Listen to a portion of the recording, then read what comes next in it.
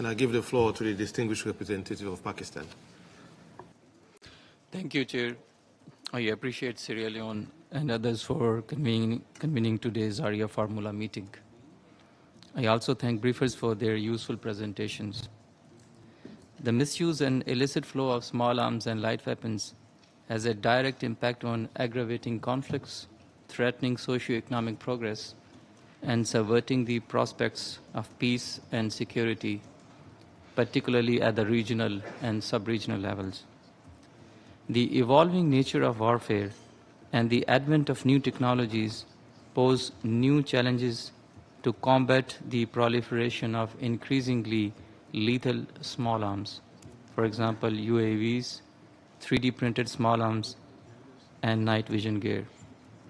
Criminal groups and terrorists are increasingly leveraging technologies such as cryptocurrency for anonymous transactions and using dark web to evade detection.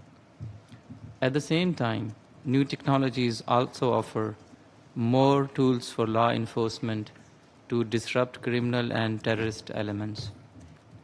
Mr. Chair, small arms and light weapons have become instruments of choice for state and non-state actors to destabilize any country or region through fueling conflict and support to illegal armed groups, organized crime, and terrorism.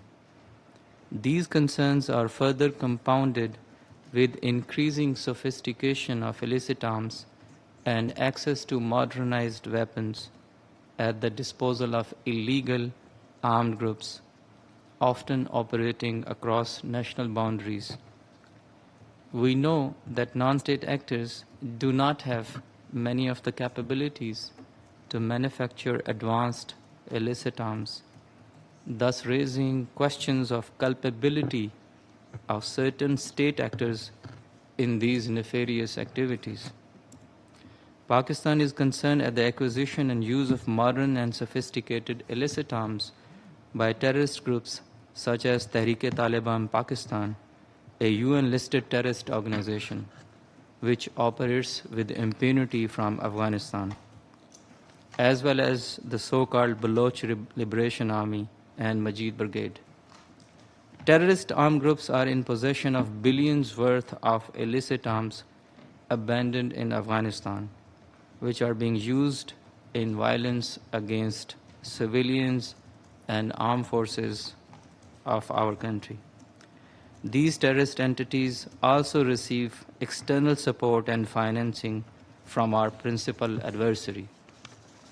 We call upon our international partners to recover the vast stockpile of abandoned weapons, prevent their access to armed terrorist groups, and take measures to close this thriving black market of illicit arms. As suggested in the concept note for this meeting, concerted efforts are required to intercept illicit flows that support UN-sanctioned armed groups.